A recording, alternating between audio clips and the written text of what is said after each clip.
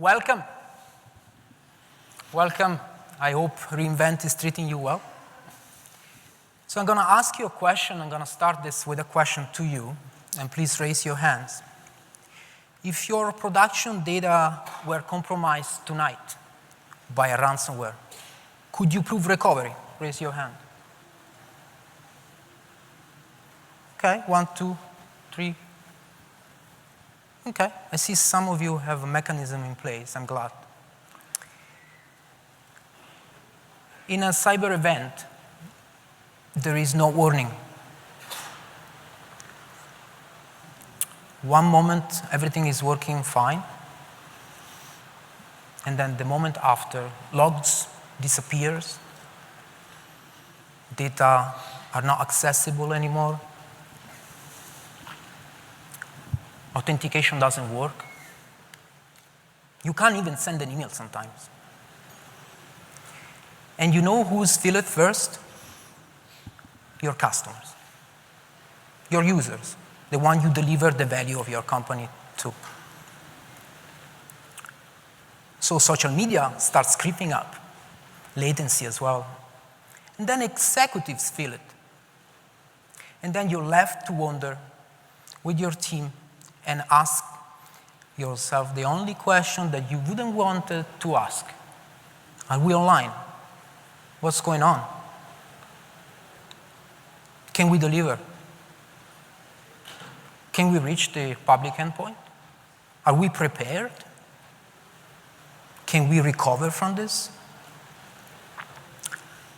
My name is Christian Critelli. I'm the EMEA lead for networking and resilience, and I'm here with Michael today. Hello, I'm Michael. Nice to meet you. It's a pleasure to have the next 55 minutes together. And today we are here to make sure that when something happens, your organization can survive, can continue to operate, can stand still, and continue to offer the value to your customers. Now, let's define what a ransomware is. I'm going to ask you another question. Who's familiar with the term SBD? One. Okay. SBD, silent but deadly. It's like a ransomware, right? When you feel it in the air, it's too late. It's in your system. And we want to avoid that, right? We don't want you to be unprepared. We want you to be prepared and braced for failure, right? So let's explore another interesting quote that I really like. Slash your defense cybersecurity spending immediately and redirect to resilience initiative. What I like the most is the little quote there, Cartner Maverick, you will be hacked, so embrace the breach. Now, don't panic, you won't be hacked. What I like to deliver as a message here is that you should be bracing for failure all the time. You should be prepared for recovery. You should be continuing and operating knowing that at some point, like Dr. Werger Vogel, Amazon CTO said, eventually everything will fail.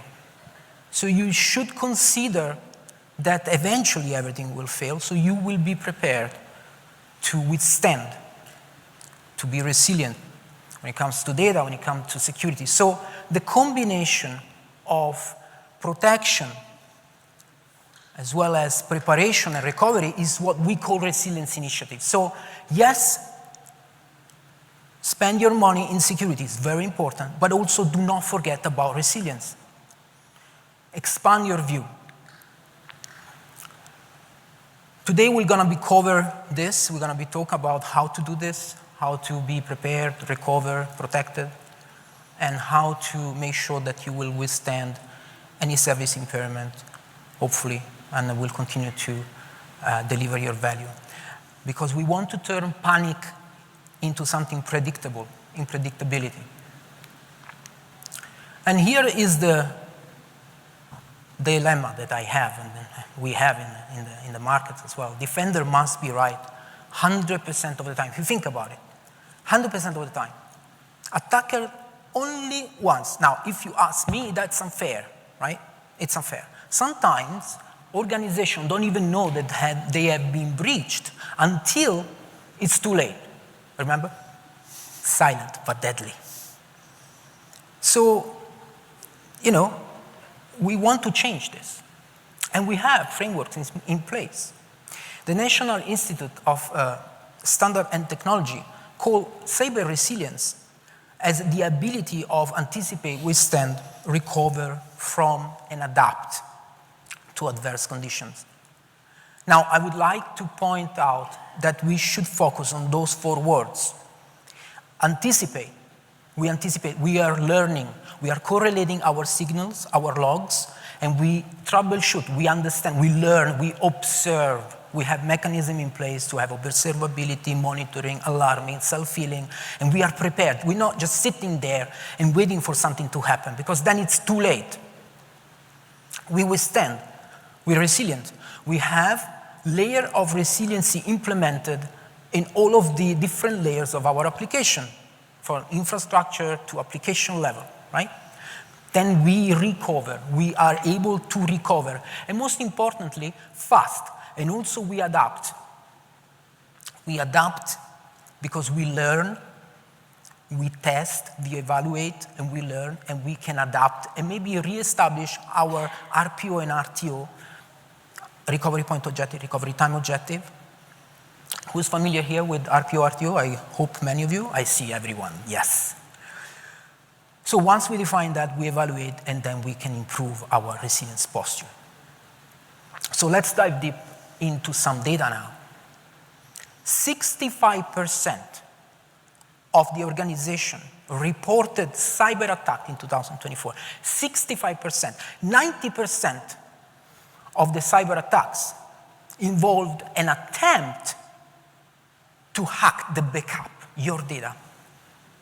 Not just the data, even the backup, right? And almost 50% succeeded, and this trend is increasing year by year, 8 times in the last few years. What does this tell us? 3 things. First, ransomware are surging. It's written there. Second, the backup are the targets. So we need to do something about it. Third, company, organization are not prepared. They don't have data resiliency in place. They don't have mechanism to recover. Their backup is failing somehow. Now, we had a glance to what ransomware attacks can do. What is the cost of downtime? What is it? $500,000 to $1 million. I repeat, so that sinks in a little bit. $500,000 to $1 million. That's the cost, the average cost for a critical application for a Fortune 1000 company. And if you wonder how many times this happened, well, 3 out of 4 companies in the last 2 years have had an outage that was targeting their data, right?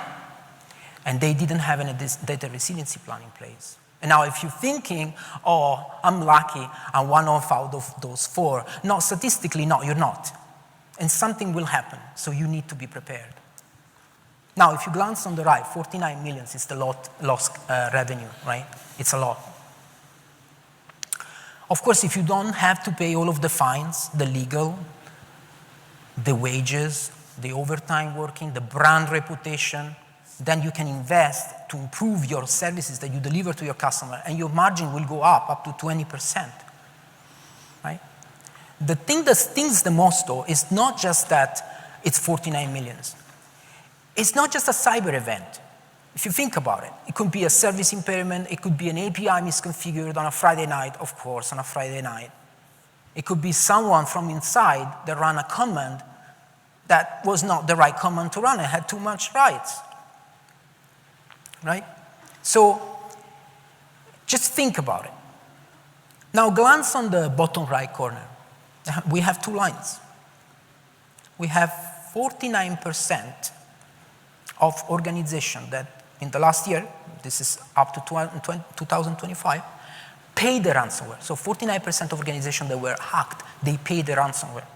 On the top line, we have the percentage related to the capability of organization throughout the years of recovering from a ransomware attack using their backup. And if you see the trend, that is going down while the trend of companies paying the ransomware is going up. I'm here today because I want to change that.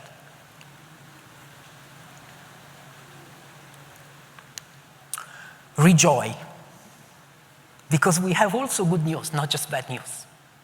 We have different frameworks in place, and this is the NIST cybersecurity framework, which is great and it's important for us, as it should be for you as a customer or partner. And as you can see, we have many services that aligns from a service point of view for AWS services to each one of those phases: identity, protect, detect, respond and recover. Most organizations assume, though, that it's all about security. I will repeat this until, it's very embedded. It's not just about security. It's cyber resilience. We need to withstand, not just protect, and that's why we will go through all of the steps today together. If we look at resilience on what it is and the mental model that is behind it, we will see three things: high availability, disaster recovery, and testing. It's really important that we build resiliency of your data, not just protection of your data, not just making sure that no one can access, but making sure that if someone accesses the data, then we can recover, or then we can withstand, and then deliver to our customer without even them knowing that this is happening. So this is the cybersecurity framework, the NIST cybersecurity framework. AWS also have a framework that is called the lifecycle resilience framework. We start here setting our objectives, right? What are the objectives? RPO, RTO availability for our critical application. We can start tiring up the application, and depending on which one is the one most critical, mission critical or not, then we tire and tailor the RPO and RTO and availability according to our requirements. So we set the objective, and then we design with those objectives in mind. In this case, for data, apply this to data, right? We design knowing that we need to recover in 15 minutes. We need to recover our data in 10 minutes, right? And we design and implement through principles like static stability, multi-region, cell-based architecture, multi-availability zone, and so on. Then we evaluate and test. Why? Because if we do not test, we will never know if the resilience that we put in place will actually work. It can be the most expensive, most shiny resilience implementation ever, but if we don't test, we don't know if it's actually gonna react the way we wanted it to react when a service disruption is impacting our production environment. Then we operate. Operational resilience, observability, alarming. We correlate the data, we understand what's going on, why, and then we move to respond and learn. We respond based on that, right? We respond, we implement what we learned. And this is a cycle that goes on and on, because resilience is not just one-day job. It's an opportunity to implement, and it's a continuous interaction with you and your application, and it's an improvement, right? It doesn't have to be just a one-day job. It's not like a checkbox. You learn, you understand, and then you repeat. Now, raise your hand if you're familiar with the shared responsibility model. Good, great. AWS is constantly improving and investing in setting a reliability in their infrastructure and also security, right? And this is valid for the infrastructure, security, reliability of the cloud. At the same time, we expect you as a customer to be responsible for the infrastructure, security, reliability in the cloud, which means that we give you all of the building blocks, all of the services to actually be successful with your application. But you are the one to decide, for example, do I use AWS site-to-site VPN to encrypt my data in transit? Will I use DDoS protection to protect myself from DDoS attack, denial of services? Will I use KMS to encrypt the data in rest and manage my key? This is the choice that you have. We give you all of the tools, you have this choice. And then the combination of this can also help you in being, if you are in a regulated industry, to be compliant with the regulation. HIPAA, DORA, NIS2, whatever, right? As a solution architect, me and Michael are here to make sure that even if from an AWS standpoint there is a service impairment that is affecting our side of responsibility, you are able to continue operate and deliver value to your customer because you implemented best practices such as static stability, for example, or cell architecture. So ultimately, this collaboration between us is what really gives the success to the continuous operation and continuous value that you deliver to your customer. Now, we talked about resilience, we talked about ransomware, SBD. We see cyber resilience as operational resilience because it should be formed by 3 areas that helps you to protect, prepare, and recover from cyber events. You protect, so you define the boundaries, the control access, security groups, NACL, anything that can control IAM, anything. So you set the boundaries and the limits to your entrance, to your public endpoints, for example, right? Then you prepare, you develop strategies. It's not just about technology, it's about people as well. Processes in place, SOP, standard operating procedures as well in place.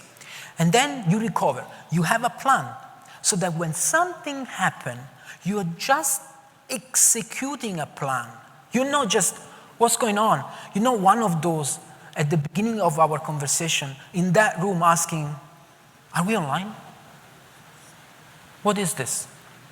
Are we able to reach our public endpoint? I don't want you to be in that situation. That's why we're here. So sometimes we think that we are safe, but unfortunately, we're not. So let's talk about protect. We start here. Protect phase is about building the strong defenses to prevent and limit the impact of any cyber incident to your infrastructure, your production environment. Focuses on securing critical system and making sure that it's the first line of defense you have, protecting and withstand against incidents that can happen. And especially today, right? AI, ML, it's everywhere. Imagine. At AWS, we have many services. We have more than 250 services. I don't even know myself all of them. But what I know is that we have specific services to help you in the protect phase for your data, for the resilience of your data. In fact, this will help you moving from protecting your data to having your data as resilient. And this is the move we want to move forward to. So we have Route 53 Resolver DNS firewall to help you with domain, malicious intent, and again, AI here could be one of those, right? Especially now. VPN to encrypting your transit, your data in transit. Network firewall to granularly layer 3 protection implementation. And then we have Shield Advanced for DDoS protection as well. More than happy to dive deep in any of these services later after the conversation, the sessions, or even at the expo or in the Venetian for a demo. Now, building on the previous slide, a truly robust data protection framework that is not just about data protection, but it's about resiliency of your data, has 3 pillars. Security, of course, least privileged access, segmentation. You can use transit gateway as well to segment your network at network layer. If there is no route as well, there is no issues, right? And then security group, and then you can have least privileged access as well. All of this together in the security pillar to help you with the data protection. But we have resilience, and there is a reason why it's in the middle. Resilience is the most important pillar because it will allow you not just to protect the data, but to continue, like I said, to deliver. It's about disaster recovery. We will see it later, what services we can use for disaster recovery as well. It's about replication of your backup. It's about not being one of those companies that was 49% that were not able to use their backup to recover from a ransomware. It's about not being in those 54% that had no capability. It's about not being in those that pay the ransomware.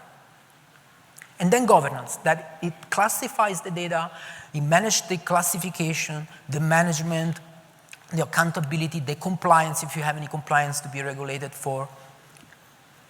And all of this together will move you from just simply protected to resilience of your data. Now, we have a problem or a challenge. Sometimes you tell us, our customers, that there is too many information, too much logs, too much. And how do we manage all of these logs? It's like it's too much. It's too many services across multiple domains, multiple accounts, multiple applications, too many observability layers in place, which is what you should have. But how do we actually troubleshoot them? And imagine 1 second. Imagine you are under attack. There's a cyber event affecting your production environment, and you need to deal with this. It's impossible. It's too much. So you can't imagine and pretend that every single engineer or support engineer or analyst can go and analyze every single occurrences that is happening to your application. It's too much. Also, find the right individual that is knowledgeable from an application point of view and also from an architectural point of view. It's very hard. And even if you have all of this, how do you manage the scaling out of this data? It's difficult, it's too complex. Where do you store it? How much it costs? It's too much. We have a solution. We have a standard process, dynamic series of iterative steps that helps you in this, where the first one is to understand the attack surface. Where is the attack coming from? Is it an attack? Is it just a service impairment? Is it coming from within your organization? SBD. Is it coming from inside? Is it an email? Is it attacking your public endpoints? Is it network perimeter? So we need to understand, and we have different services such as Amazon Inspector, Macy, and Security Hub. Now, once we have understood what is the attack surface, where the attack is happening, what is affected, we need to detect the threat within that surface. And for this, we have Amazon GuardDuty. Right? Amazon GuardDuty uses ML, machine learning, and also can be integrated with threat intelligence from other third-party vendors, and can help you understanding what's going on, if there is an EC2 instance that is compromised, for example, and it also logs IAM activity. So now we identify the surface. We identify what is the threat. We need to investigate and correlate all of this data together. And we have Amazon Detective and Security Hub. Amazon Detective will help you to correlate the signals together and give you the visibility that you need without having to go in the dark, so that you have the capability to understand what's going on, where is going on, why, ideally, and then act upon it through AWS Security Hub. AWS Security Hub can integrate all of this together, and we will see it very soon, and automate even self-healing actions that will self-heal your application in case of an attack. It will implement through Event Bridge and then trigger some action, remediation action through Lambda, for example, AWS function, step function, and then give you the possibility of actually act.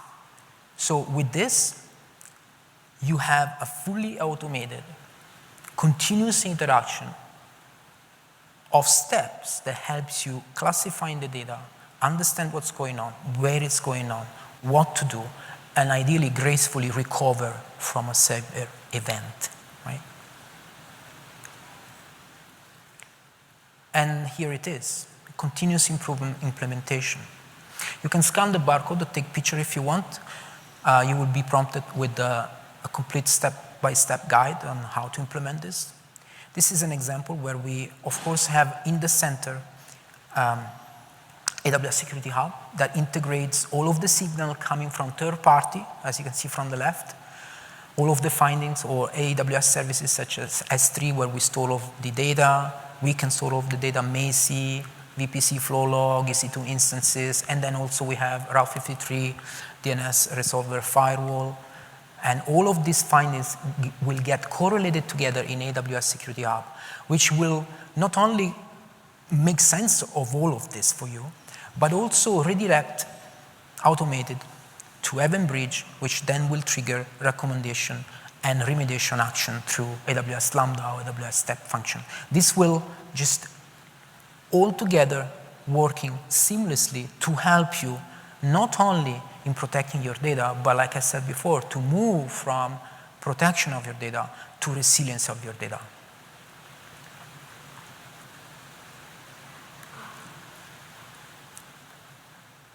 So, call to action for protection, protect phase. First, implement multi-layer protection service. Do not just stop at security. I will repeat this again. Please do not do that. It's important, but expand your view. Implement resilience in place. Just protecting your data, it's not enough. We have seen that with the data point that I showed you. We need to make sure that we continue and we are prepared. We absorb the damage, we continue to operate, and we know what's going on. Successful protection means continued improvement. Once you do that, test. I will repeat. Test. And I guarantee you, and I'm being so adamant on this because talking with my customers, I know how important is testing. Sometimes they have incredible architecture, multi-layer resilience everywhere. It's like OSI model for physical, from physical to application layer, all implemented. And then you say, when was the last time you tested this? Does it work? What do you mean?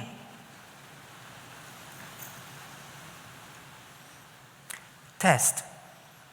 Evaluate. Collect the signal. We have very good services in place, FIS, fault injection service. Test. And then address the security investigation challenges, such as what I just talked about, the continuous integration of all of these challenges, use AWS Security Hub, correlate all together, automate, self-heal, based on your findings, and then use the lifecycle framework, the resilience lifecycle framework, as well as the NIST cybersecurity framework to protect your data and to understand and learn and know what's going on so that you don't move in the dark. You know exactly. You just execute a plan. When something happens, you just don't, what do? You execute a plan. But protect alone is not enough. We have to be prepared, and we have to be able to know how to recover if and when we'll be impacted. Because we talk about data resiliencies, I do not want you to be in this situation, right? This is not something that I would like my customer to be in. I want to change things today, like I said before. Michael, are we prepared? What's going on? Of course we are. Thank you. Thank you, Christian. And to be confident in this situation when a cyber incident happens, we need to be experienced. And of course, as we just said, we have to be well prepared. We need to know exactly what's going on, what are our valuable assets, and what are our priorities, how do we want to act, what is the next step to act. We need to exactly know who to contact, if it's internal or external, if third parties are involved. And we have to be efficient the first time right, because in this situation, we know speed matters. If things go south, we want to exactly know how and in which order to act. And for that, we need to be very well prepared. And preparation builds the readiness proactively before a disruption happens. So preparation is thinking in potential scenarios, take actions, and then tests those scenarios, and then perform continuous validation and continuous improvement as we gain new insights. With Security Hub and Guard Duty, we detect threats early, and with CloudTrail and AWS Detective, those tools provide an audit trail and investigative insights you need to understand how an incident unfolds. While Security Hub helps you to measure and monitor the RTO and RPO of your business objectives. And altogether, these services help you to move from a reactive firefighting into proactive resilience, ensuring you're always prepared for the unexpected. And preparation starts with clarity. And there's where threat modeling comes in. To be ready, you need to answer the 4 key questions. First of all, what are we working on? So we need to understand our assets. You need to understand your workloads and your dependencies. Secondly, what can go wrong? So we have to identify our vulnerabilities and our potential failure points. And third, what are we going to do about it? So defining mitigation plans, having playbooks, and fallback plans ready. And then, when we have answered these 3 questions, we come with the final questions, and we have to ask ourselves, did we do a good enough job? So it's all about testing, validating, and then continuously improving things. And this mindset not only turns preparation from a one-time experience into an ongoing cycle of learning and adapting, but also creates threat modeling for clarification and prioritization for our further steps in preparation. When you think what can go wrong, when you create the threat modeling, and when you plan for further action and preparation, it is essential to take these 3 pillars into account. And we speak a lot about technology these days at reInvent. But here, technology goes hand in hand with people and with procedures or with processes. Processes need to be very well defined. We need to have clear and named responsibilities and well-defined and documented standard operation procedures and checklists. And then you need to train your people once a year, twice a year, even better quarterly, so that they exactly know how to respond and have the ability to quick and 100% recover or correct recover in case of an impairment happened.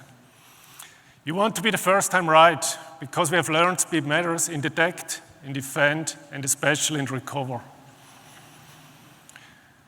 And our customers, we see different maturity level in preparation. Customers usually start small and they develop themselves further up over time. They start with a baseline approach, having automated scheduled backup in place, aligned with your RPO requirements or your RPO goals. And having a baseline plan is a huge risk windows. So in case a cyber event is happening, you're potentially not able to recover from, and that's a situation we definitely want to avoid.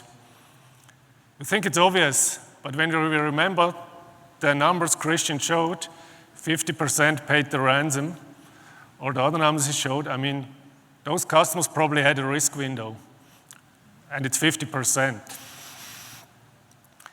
So make sure you have at least a baseline plan in place, and then you can further develop toward a more advanced mode where we add additional capabilities, where we think about things like logical isolation of your backup, protecting your backup with air gap and immutability, and bring a management structure into your whole AWS organization. And from the advanced level, you can even go further up to the ultimate state of the advanced plus, where you think about extending forensic, so scanning your backup for any presence of malware or ransomware. Having a restore orchestration in place where you can fully automate restore, maybe with a one-click experience, to be sure, because it's scripted, to be sure that you follow exactly that script, and it's highly reliable because it's tested and it's just a script. It's not a human error in the loop. So 2 points here. As higher you go, the complexity increases. So don't start with an advanced plus status, start with a baseline approach, but please make sure to have at least a baseline approach ready or executed in place. And then go further up in a tailored approach. So for the most critical application, for the most critical data, you probably want to be on a higher level, on advanced or an advanced plus level, while for easy to recover data, not critical application, it's fine to stay on a baseline approach. And for that reason, no, don't use the whole complexity for the whole organization, but take a tailored approach based on criticality or the importance of the data. And second, it's important, oh, sorry, it's off.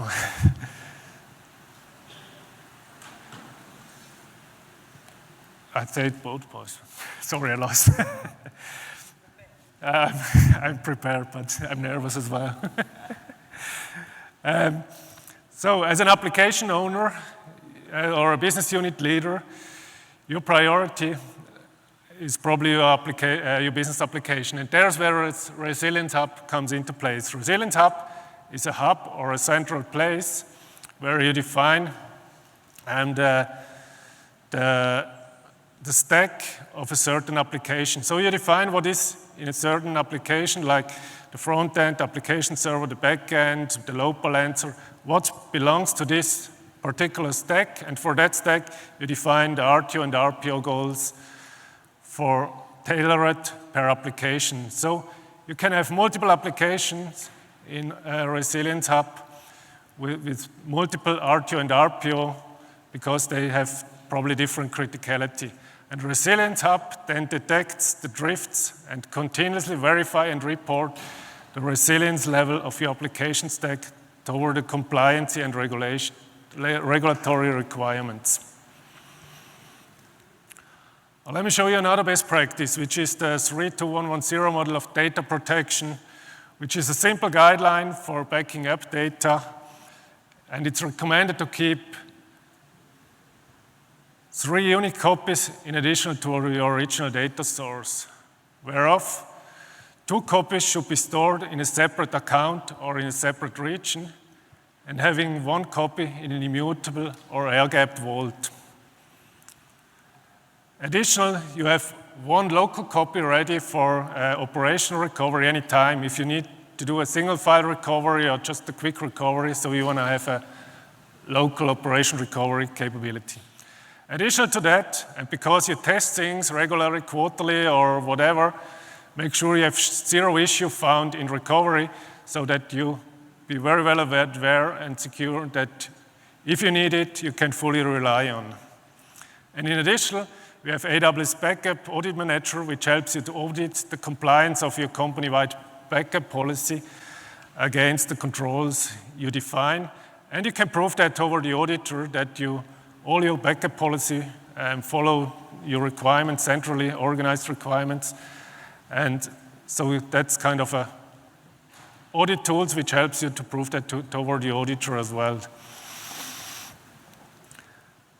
While we are very well aware that having multiple copies could increase the cost of your resilience strategy, it's recommended to take a tailored approach also here. For the tier 0 or the mission critical application, you probably want to go with the 32110 strategy, which I just defined before. But maybe for the less critical application like tier 1, tier 2, you adapt your strategy to a 2110 or whatever. So again here, take a tiered approach, ask yourself, what is the criticality of your assets, how good they need to be protected, and for that, adjust the strategy depending on that.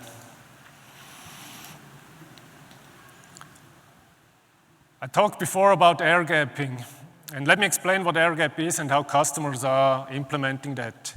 So an air gap is a cybersecurity countermeasure that isolates digital assets, data, but also configuration, and I will show you later why configuration is also important to have it air gapped or in an immutable storage, and to put them then out of reach of a malicious actors to protect the asset behind an impenetrable barrier to prevent unauthorized access or modification. At AWS, we see that customers are implementing that with different steps.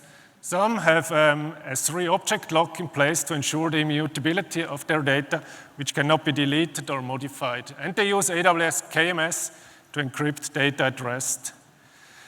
They also implement network segmentation by using network access control list and security groups. And they maintain separate accounts for the data vault in a separate geographical region. So for one reason, to have a separation of duty, but also to have a geographical isolations of the data. And they maintain separate access credentials for the roles writing data to the vaults, and they ensure that data is getting pulled into the vault rather than be pushed, so that the vault is kind of closed. Again, separation of duty, separated access rights, and you control what's going in, and it's not going to be pushed by someone else. Call to action for preparation. First of all, think in scenarios. Have a threat modeling, define your standard operation procedure, and build the maturities through a tiered implementation. And then continuously drive trainings and recovery drills to make sure people, processes, and technology work hand in hand in case you need it, and you can rely on it. And the journey to resilience starts small. But every test, every recovery drill brings you one step closer toward a business continuity without compromise. So we have seen so far how protection forms the foundation, but here's the truth. Protection alone is not enough. Protection reduces the risk, but you can still face a breach. You remember the defender's dilemma Christian told you about? Then we had preparation. Preparation builds the readiness to act, because in that moment, when the red flag appears, whoa, you feel probably a lot of stress, a lot of uncertainties, a lot of pressure, and probably the hot air of your CIO in your neck. And for that, you want to be very, very well prepared. That's why cyber resilience goes way beyond just being protected, but it's also about preparing and recovering system, data, but also whole operations with confidence and with speed. Please put your hand up. Is someone here familiar with this command? Many are. And again, your hands up. Who has at least once in his career deleted some files accidentally? Come on, no shame. Probably most of us did someplace. We have customers who can share a heartbreaking story about those kind of scenarios. Some with better luck, some unfortunately with less luck in recovery. And it's not always coming from outside. As Christian also told before, SPD, it can coming from the outside, and if it's in the air, it's too late. Or it's coming from behind the keyboard in this case, and it's called sudo. And now, I think we have an issue. It's black here. Can you just help me? I hope you know what you're doing. I try. Because I need to continue. I mean, folks are waiting. We get recorded. I'm pretty hot. I mean, come on. Please, can you help me? Do we have a technician in the room? Paula, can you help us? I mean, the single click Single quick recovery. I remember. Let's try. Whoa, that was fast. Thank you.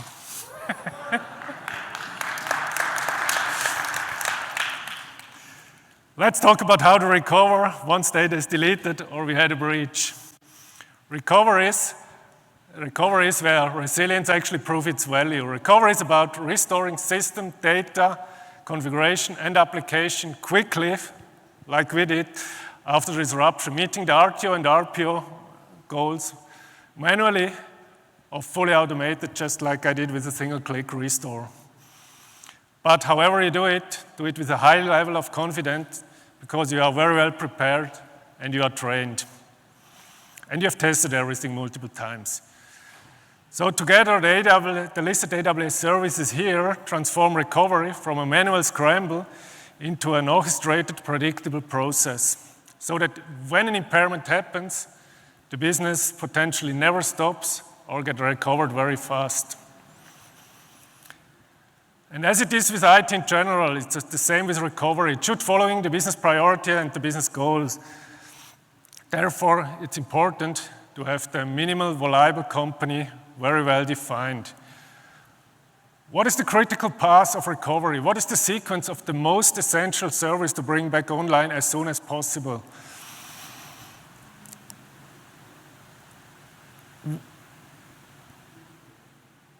What we need to have restored first to ensure that the value creation is back online, that we can reestablish our revenue stream, and that we can reestablish the customer core interaction as soon as possible. And the potential recovery sequence could be that we first restore the foundational services, like the security of our platform or the identity and access management. Secondly, we recover dependent service or the central services, like, for example, messaging buses, some load balance or other central consumed elements. And then thirdly, we finally recover the important business services in a staged approach. This allows us to establish the minimal viable company, even maybe at a reduced capacity or a use functionality, while the full recovery continues. So again here, we maybe take a tailored approach here. Maybe for the minimal viable company, we spend a lot of engineering to have a single quick recovery in place.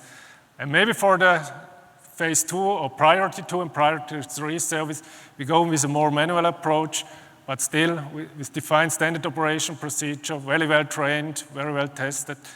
But we don't have to have a fully sophisticated service for everything in place. And when it comes to recovery, 2 AWS services form the foundation of any resilience architecture. AWS Backup provides a centralized, policy-driven protection with auditing, reporting, and logical air-gapped vaults for ransomware protection. It also supports immutability, legal hold, and it gives you the capability to test the recovery anytime in an isolated environment. So we can validate your backup actually works in case you need it. And secondly, we have AWS Elastic Disaster Recovery, which is a fast, automated recovery of workloads, and it continuously replicates data and lets you perform non-disruptive drills anytime, like you do a fire drill. And in case of a serious impairment on site A, you just recover on site B and automatically starts the workload there from predefined template within minutes. And together, these 2 services turn traditional backup and restore into a proactive, tested, and very fast recovery strategy. I told you before about a single click recovery, and I also told you before that having configuration in an isolated vault is important, and here is why. Let's assume we need to recover from greenfield. What we want to make is to take a configuration out of an isolated vault because we want to ensure that our infrastructure as code script we can rely on, and they're not encrypted for some reason. So we take them, we put them into a CloudFormation, and we rebuild our whole infrastructure. In this case, the EC2 instances, the RDS server, load balancer policy, whatever is there, the whole stack. In parallel, we have AWS backup, and we restore the data there, in this case, the EBS volume. And as soon as the restore is finished, Amazon Event Bridge triggers the system manager, and the operation center gets informed that the recovery is finished. But Event Bridge also invokes a Lambda function, which gets the parameter of the restore, which EBS volume has just been restored, and gets the output from CloudFormation, which in this case EC2 instances has been reestablished, and can connect the EBS volume to the related EC2 instance. And now the good thing, or the cool thing, it can be fully automated with step functions. So with step function, we can the whole process fully automate, and that not just once. With this, we can rebuild multiple stacks in parallel, or recover multiple stacks in parallel, fully automated with a one-click experience.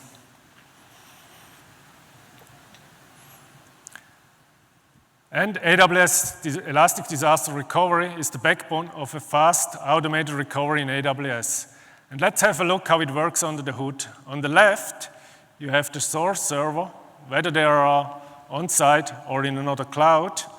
And each server runs a lightweight replication agent that continuously sends encrypted data to AWS over HTTPS. That data lands in the staging area inside your AWS account, where temporary replication server manages the process efficiently and cost-effectively. And you can define even immutable snapshot, which keeps data synchronized and tamper-proofed, so they can be altered, deleted, or overwritten, even in the case of a ransomware attack.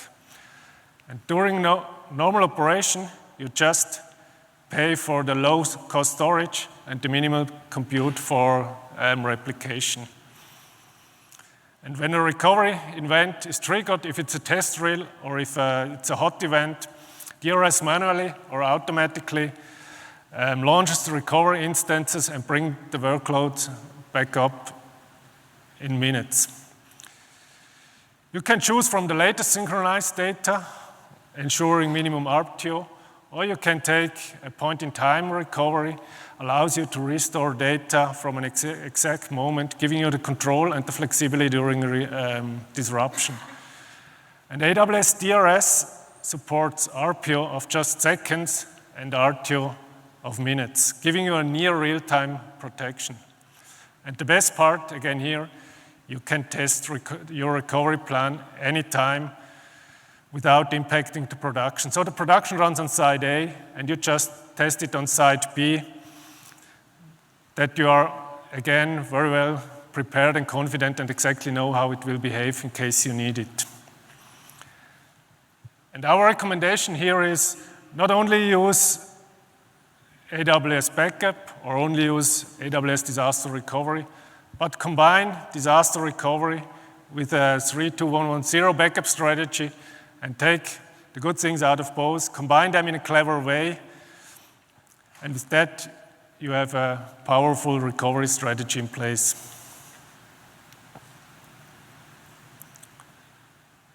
Call to action for recovery. Make sure to have your priorities well defined in a minimal viable company.